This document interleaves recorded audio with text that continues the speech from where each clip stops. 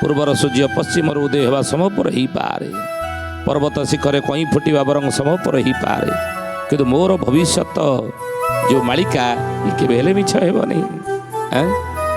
ଶୂନ୍ୟରୁ ନକ୍ଷତ୍ରମାନ ଖସିକି ପଡ଼ିବେ ମହାପୁରୁଷ ଲେଖିଛନ୍ତି। ଭୀମ ବହି ମଧ୍ୟ ସମର୍ଥନ ଦେଲେ।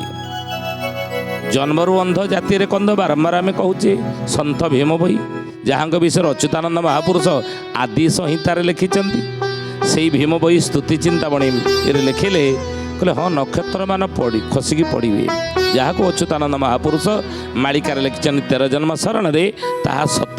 ଭୀମ ବହି ଲେଖିଲେ, ଚାରି ଦିଗ ଯାକ ସମୁଦ୍ର ଲହଡ଼ି, ଅଧେ ଅଧେ ଜୀବ ମାଡ଼ି,